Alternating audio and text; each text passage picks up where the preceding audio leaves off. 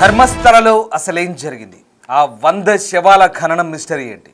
మంజునాథ ఆలయానికి ఘటనకు లింక్ ఏంటి? నేత్రావతి నదీ తీరంలోనే అసలు రహస్యం దాగి ఉందా?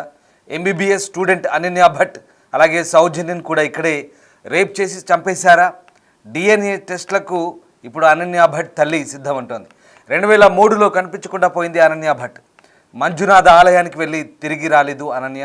2012లో సౌజన్య అనే విద్యార్థిని కూడా రేప్ చేసి చంపేసిన పరిస్థితి కనబడుతుంది. 95 నుంచి 2014 మధ్య వందలాది శవాలను ఖననం చేసినట్లుగా పారిశుద్ధ్య కార్మికుడు చెప్తున్నాడు. విజిల్ బ్లోయర్గా మారాడు. ఈ కేసుకి అనన్య సౌజన్యల మిస్టరీకి లింక్ ఉందా? తాను ఖననం చేసిన వాళ్ళలో 13 ఏళ్ల పాఠశాల విద్యార్థిని కూడా ఉందని, ఆమెకు లోదుస్తులు లేవని పారిశుద్ధ్య కార్మికుడు వెల్లడించాడు. ఇంతకీ మంజునాథ ఆలయం కేంద్రంగా ఏం జరిగింది? ప్రభుత్వం ఏర్పాటు చేసిన సిట్ ఏం తేల్చబోతుంది? 20 ఏళ్ల క్రితం మిస్ అయిన వారి ఆనవాళ్లు గుర్తించడం ఎలా? ఇప్పుడు ఇదే సందేహాలు అక్కడి పోలీసు అధికారులకు కూడా తెలుస్తున్నాయి. డిఎన్ఏ టెస్టులతో ఈ 100 శవాల మిస్టరీ వీడుతుందా అనే అనుమానాలు కూడా వ్యక్తమవుతున్నాయి. కర్ణాటకలోని పవిత్ర పుణ్యక్షేత్రమైన ధర్మస్థలలో ఈ మర్డర్ల మిస్టరీ ఎప్పుడు వీడబోతుందనే ఉత్కంఠ అయితే రేగుతుంది. ఈ పవిత్ర భూమి ఇప్పుడు భయంకర ఆరోపణలతో కలకలం రేగుతోంది. 2 దశాబ్దాలుగా వందలాది హత్యలకు గురయ్యారంటూ, లైంగిక వేధింపులు జరిగాయంటూ ఓ పారిశుద్ధ్య కార్మికుడు ఇచ్చిన ఫిర్యాదుతో ఇప్పుడు మొత్తం వ్యవహారం బయటపడుతుంది. పశ్చిమ కనుమల్లోని ఈ ప్రాంతం మంజునాథ స్వామి ఆలయంతో ఆధ్యాత్మిక కేంద్రంగా వెలుగొందుతోంది. నిత్యం వేలాది మంది భక్తులు ఇక్కడ స్వామి దర్శనం కోసం వస్తుంటారు. కానీ ఈ పవిత్ర భూమి ఇప్పుడు భయంకర ఆరోపణలతో కలకలం రేపుతోంది. 2 దశాబ్దాలుగా వందలాది మంది హత్యకు గురయ్యారని, లైంగిక వేధింపులు జరిగాయంటూ ఓ పారిశుద్ధ్య కార్మికుడు చేసిన ఫిర్యాదు దేశాన్ని ఉలిక్కి పడేలా చేసింది. ఈ హత్యల వెనుక ఎవరున్నారు? ఇన్నాళ్ళు ఈ రహస్యం ఎలా దాగి ఉంది? కర్ణాటక ప్రభుత్వం అసలు ఏం చేస్తోంది? ధర్మస్థలంలో వందలాది మంది హత్యకు గురయ్యారు. ఆ శవాలను స్వయంగా తానే ఖననం చేశానంటూ ఓ పారిశుద్ధ్య కార్మికుడు షాకింగ్ స్టేట్మెంట్ ఇచ్చాడు. ఆయన చెప్పిన మాటలు ఇప్పుడు దేశవ్యాప్తంగా సంచలనం రేపుతున్నాయి. 1995 నుంచి 14 వరకు 2014 వరకు పారిశుద్ధ్య కార్మికుడిగా పనిచేసిన ఓ వ్యక్తి జూలై 3న దక్షిణ కన్నడ జిల్లా పోలీసులకు భయంకరమైన ఫిర్యాదు చేశాడు. తన 20 ఏళ్ల సర్వీస్లో వందలాది శవాలను తాను ఖననం చేశానని, కొన్నింటిని డీజిల్ ఉపయోగించి కాల్చానంటూ కూడా వెల్లడించాడు. ఈ శవాల్లో ఎక్కువగా మహిళలు, మైనర్ బాలికలే ఉన్నారని, వారిపై లైంగిక వేధింపులు, యాసిడ్ దాడులు జరిగాయంటూ ఆరోపిస్తున్నారు. తనకు ఇష్టం లేకపోయినా తనతో బలవంతంగా ఈ పని చేయించారు, నోరు విప్పితే చంపేస్తామని బెదిరించారంటూ అతను పోలీసులకు చెప్పాడు. నేత్రావతి నదీ తీరంతో పాటు ఆలయ సమీపంలోని అడవుల్లో ఈ శవాలను ఖననం చేశారని, కొన్ని సందర్భాల్లో శవాలను నదిలో విసిరేశారని కూడా వెల్లడించిన పరిస్థితి కనబడుతోంది.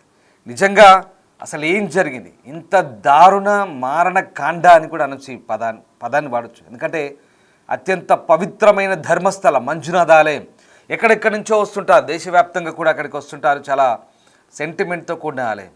అలాగే ఆ పశ్చిమ కనుమల్లో పూర్తిగా దట్టమైన అడవులు ఉంటాయి. నేత్రావతి నదీ తీరాన ఈ మంజునాథ ఆలయం ఉంటుంది. అత్యంత సుందరమైన, అందమైన ఒక ఆధ్యాత్మిక ప్రదేశం అది.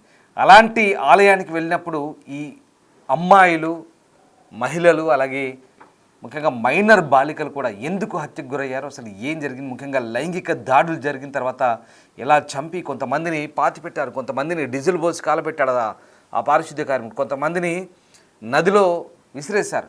ఇంత దారుణం ఈ నిజంగా ఈ మర్డర్ల వెనుక ఎలాంటి మిస్టరీ దాగి ఉంది? ఈ మర్డర్ల వెనుక దాగి ఉన్న రహస్యం ఏంటి? నిజంగా అసలు ఎవరు ఈ పని చేసింది? ఎవరు?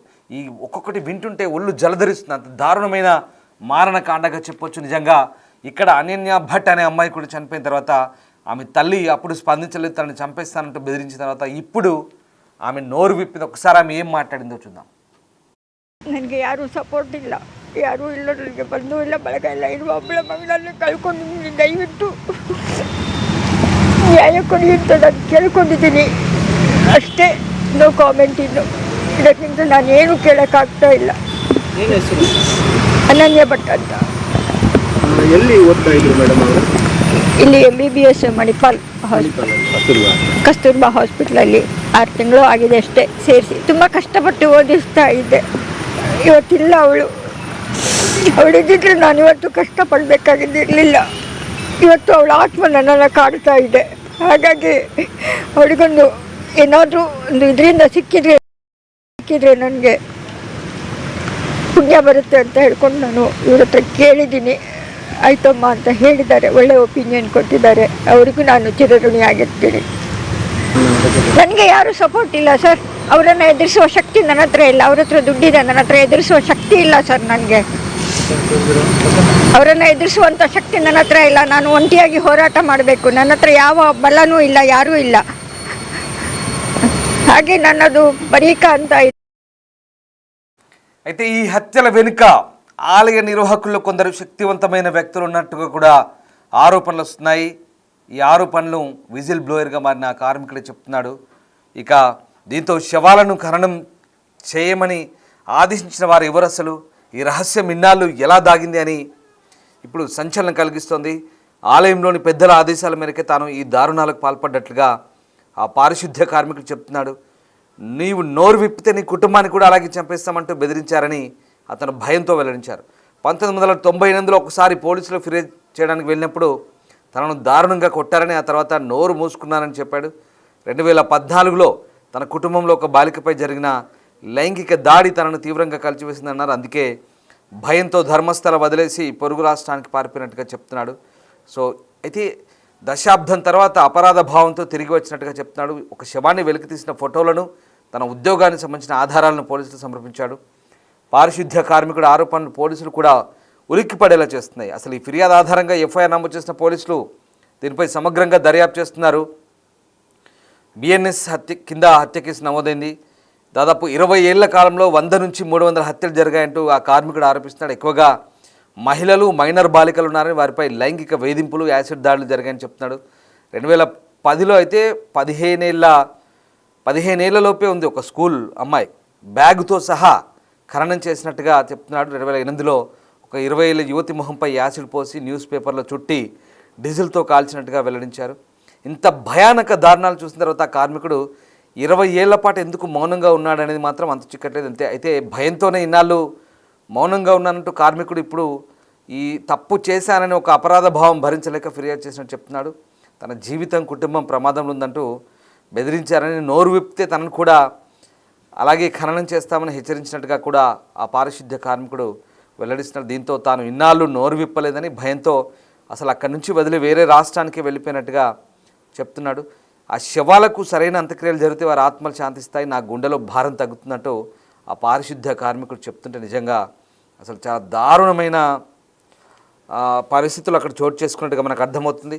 స్థానిక యాక్టివిస్టులు, జర్నలిస్టులు అతనికి ధైర్యం చెప్పడంతో కార్మికుడైతే ధైర్యం చేశాడు.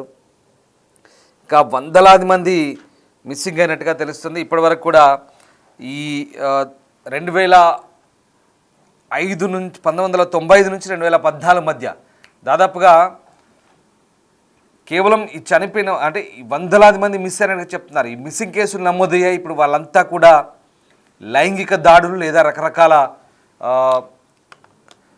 రూపాల్లో చంపబడ్డారన్నట్టుగా మనకు క్లియర్గా అర్థమవుతుంది. చాలా దారుణం. ఒక స్కూల్ అమ్మాయిని, 15 ఏళ్ళలోపు స్కూల్ అమ్మాయిని బ్యాగ్తో సహా, స్కూల్ బ్యాగ్తో సహా ఆ పేపర్లో చుట్టి డీజిల్ పోసి కాల్ చేశారంట. అంతటి దారుణం. అసలు ఈ హత్యల పరంపర వింటుంటేనే మైండ్ తిరుగుతుంది, బ్లాక్ అవుతుంది. నిజంగా ఇంత దారుణాలు జరిగాయి. మనం చాలా సినిమాల్లో చూస్తుంటాం, క్రైమ్, హర్రర్, థ్రిల్లర్ మూవీస్లో చూస్తుంటాం. కొన్ని బిగ్ గ్రేడ్ సినిమాలు ఉంటాయి కదా, అలాంటి సినిమాల మాదిరిగానే ఉంది స్టోరీ అంతా. కంప్లీట్గా ఇది పెద్ద స్టోరీ. ఇది 1995 నుంచి 2014 వరకు ఎన్ని వందల సంఖ్యలో, ఒక్కరు కాదు, ఇద్దరు కాదు, మళ్ళీ వీళ్ళంతా కూడా ఆలయంలో ఉన్న పెద్దల హస్తం ఉందని కూడా చెప్తున్నాడు అతను.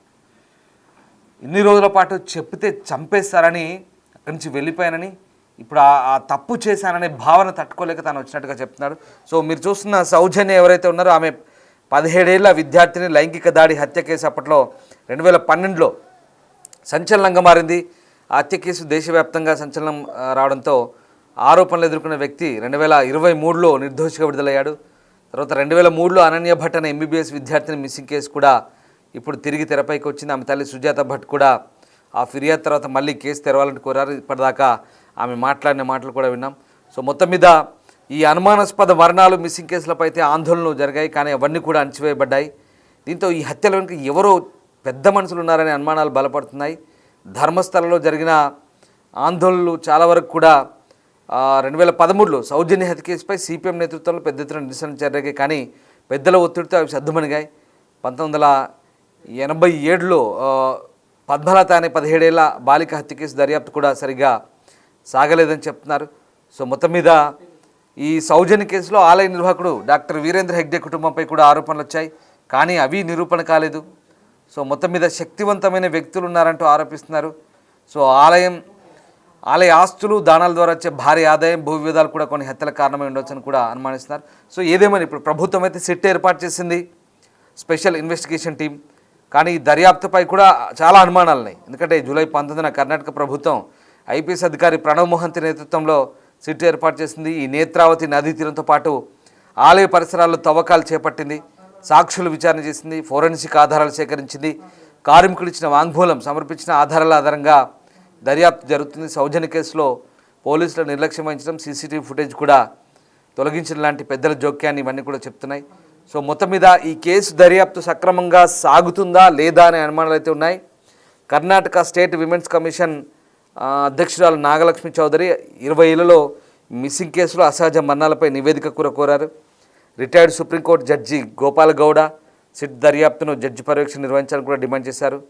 ఈ మాస్ మర్డర్స్ కేసు కేవలం ఆరోపణలతోనే ఆగిపోతుందా లేదా దశాబ్దాలుగా దాచిపెట్టిన భయంకర నిజాలు వెలుగులోకి వస్తాయనేది మాత్రం సిట్ దర్యాప్తులో తేలబోతుంది. కానీ ఇప్పుడు మాత్రం అనేక మలుపులు తీసుకుంటుంది ఈ కేసు. సో ఏదేమైనా ధర్మస్థల వ్యవహారం ఇప్పుడు పూర్తి స్థాయిలో దేశవ్యాప్తంగా చర్చనీయాంశంగా మారిన పరిస్థితి. ఇక ఇవన్నీ ఒక రకంగా ఉంటే ఇటు మృతదేహాన్ని ఖననం చేసిన కేసు సంబంధించి పరువు నష్టం కలిగించే వార్తల వ్యాప్తిపై కోర్టు ఆంక్షలు విధించింది. ముఖ్యంగా ధర్మస్థల మంజునాథ ఆలయం, అలాగే ఒక నిర్దిష్ట కుటుంబంపై ఉన్న ఆరోపణలు సంబంధించిన ఆ లింక్స్ ఏవైతే ఉన్నాయో దాదాపు 8,842 ఆన్లైన్ లింకులు తొలగించాలంటూ కూడా కోర్టు ఆదేశించింది. తర్వాత ఈ విచారణను ఆగస్టు 5కు వాయిదా వేసిన పరిస్థితి. సో ఏదేమైనా బెంగళూరు ధర్మస్థలలో ఈ వందలాది మృతదేహాలను ఖననం చేసిన కేసుకు సంబంధించి శ్రీక్షేత్ర ధర్మస్థల మంజునాథ స్వామి ఆలయం, ఒక నిర్దిష్ట కుటుంబం గురించి అవమానకర వార్తల వ్యాప్తిపై బెంగళూరు సిటీ సివిల్ కోర్టు అయితే ప్రస్తుతం నిషేధం విధించిన పరిస్థితి. సో ఏదేమైనా ప్రస్తుతం అసలు ఇన్ని రోజుల పాటు కేవలం ఆరోపణలుగానే ఉన్న ఈ వ్యవహారం ఇప్పుడు కూడా ఒక ఆరోపణలుగానే మళ్ళీ అదే మిస్టరీగానే అణచివేయబడుతుందా లేదా స్పెషల్ ఇన్వెస్టిగేషన్ టీమ్ సిట్ దర్యాప్తు చేస్తోందా? మొత్తం వాస్తవాలు బయటపడతాయా? దీని వెనకాల ఉన్న పెద్దలు ఎవరో బయటకు వస్తారా? వందలాది హత్యలు, ఒకరు కాదు ఇద్దరు కాదు, అంతా మహిళలు, స్కూల్ పిల్లలు, మైనర్లు, యాసిడ్ పోసి చంపడాలు, లైంగిక దాడులు, చాలా దారుణమైన ఘటన ఇది. భారతదేశ చరిత్రలోనే నాకు తెలిసి చాలా దారుణమైన ఘటన.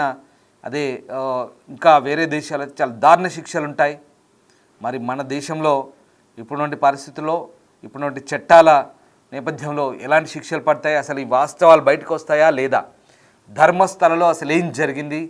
ఆ 100 శవాల ఖననం మిస్టరీ ఏంటి? మొత్తం వ్యవహారం బయటకు వస్తుందా? ఆ విజిల్ బ్లోయర్గా మారిన ఆ వ్యక్తి చెప్పిన అంశాలన్నీ కూడా ఇప్పుడు తేటతెల్లం కాబోతున్నాయా? ఇన్ని రోజుల పాటు అతను అపరాధ భావంతో ఇప్పుడు బయటికి రావడం వెనుక ఏం జరిగింది?